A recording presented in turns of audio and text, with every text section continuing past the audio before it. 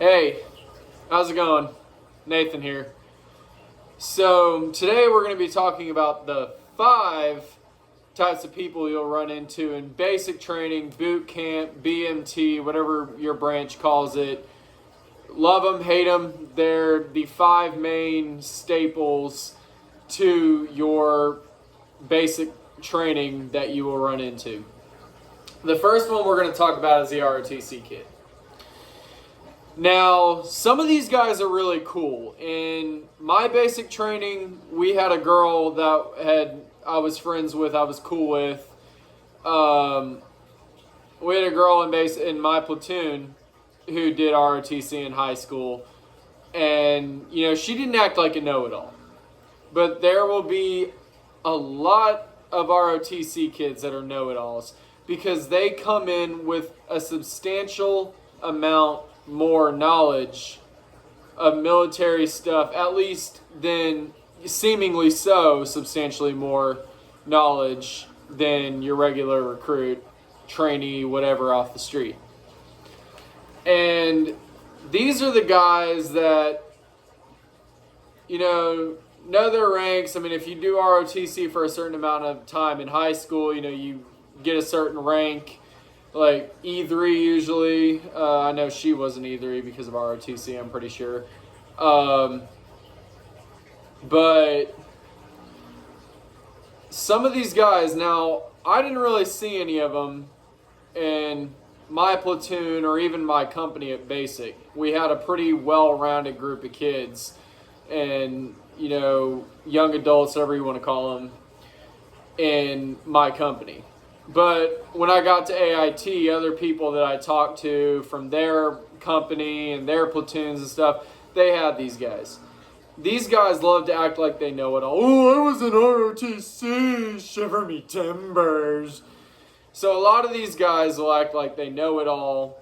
And, they do know some invaluable information. And that kind of helps give them an extra leg up.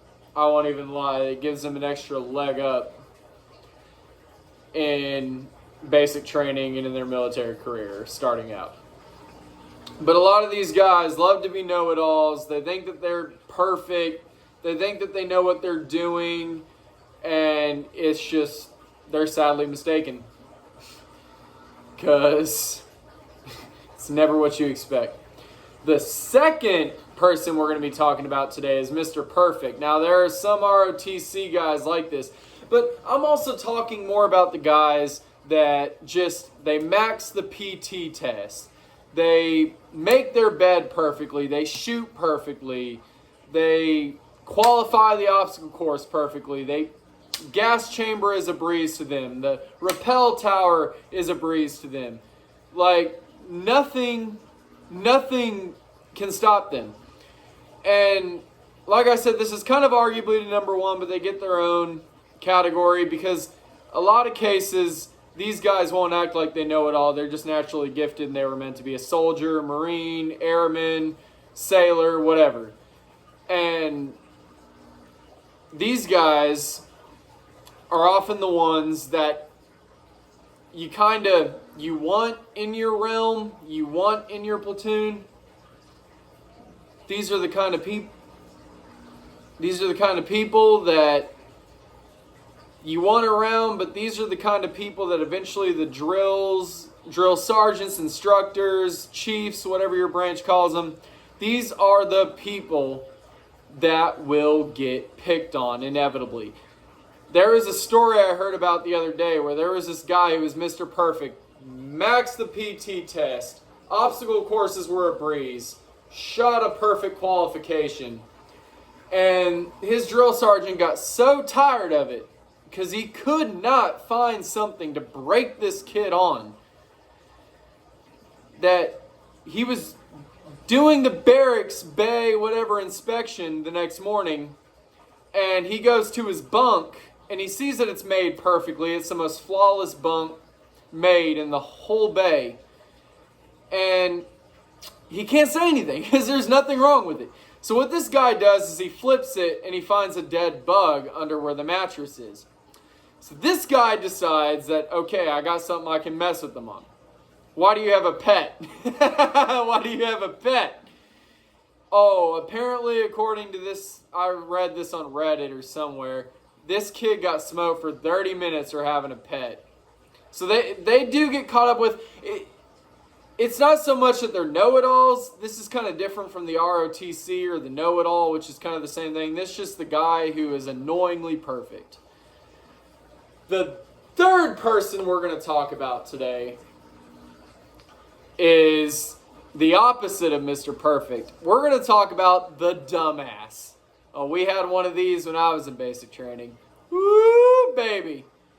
Oh, boy. He actually got sent home.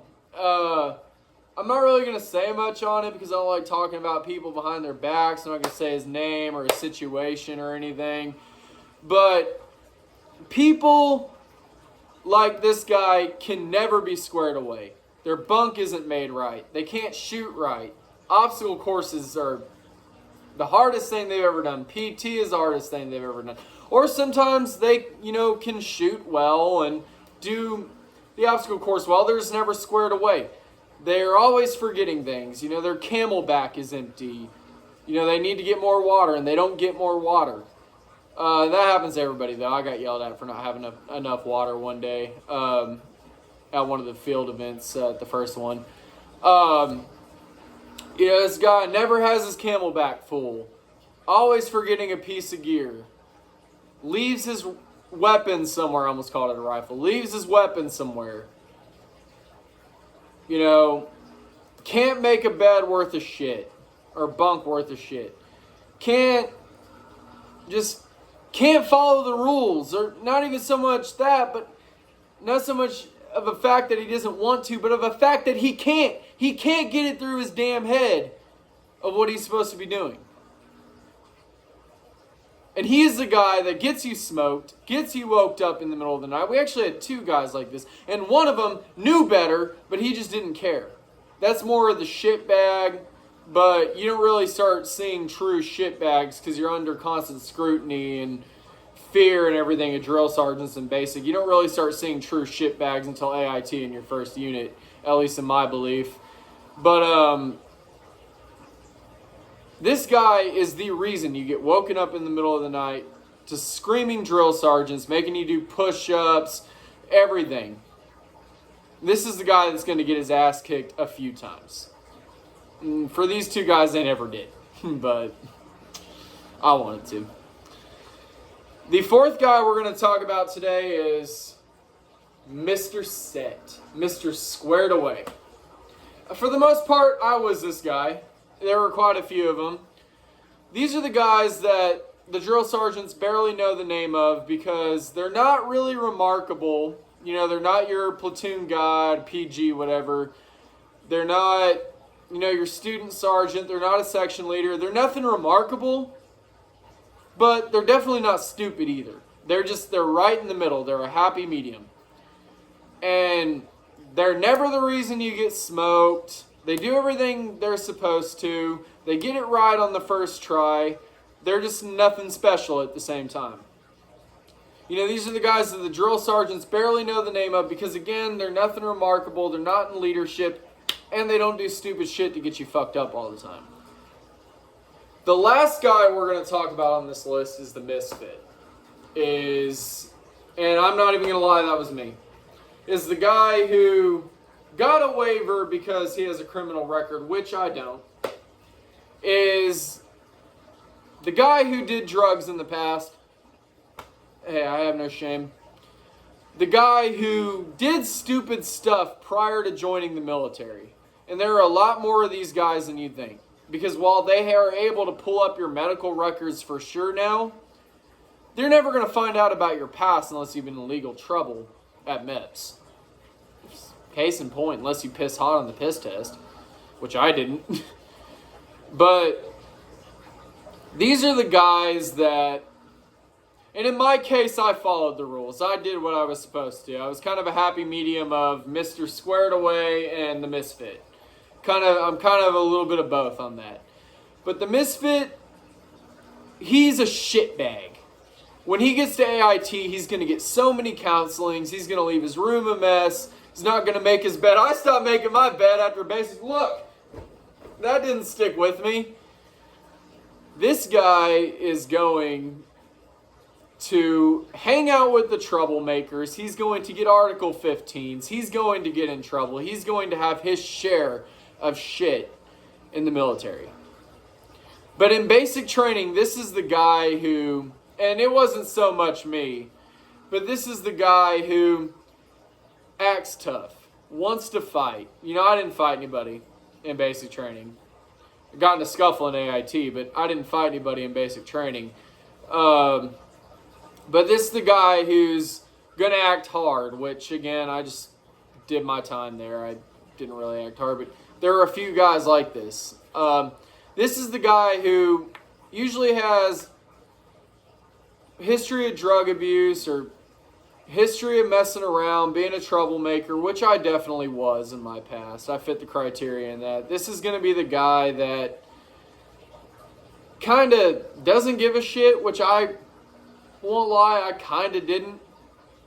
And this is going to be the guy that at the same time is just trying to get that second chance in life, which I was. Trying to get that second start, trying to start over. Hoping and praying that he does not go back to the life that he had before, and he's able to hold it down. I was able to hold it down after I got out.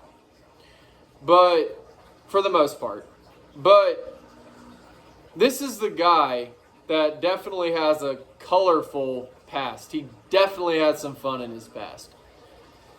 And he's also going to be one of the most chill kickback guys in basic training, which I tried to be. You know, I made a lot of jokes. You know, I started a lot of conversations. You know, I tried to get along with everybody that I could and tried to put a smile on people's faces. And that's all you really can do. Because when you look back on that 10 weeks of basic training, you're going to think, my God, that is the most fun I never want to have again.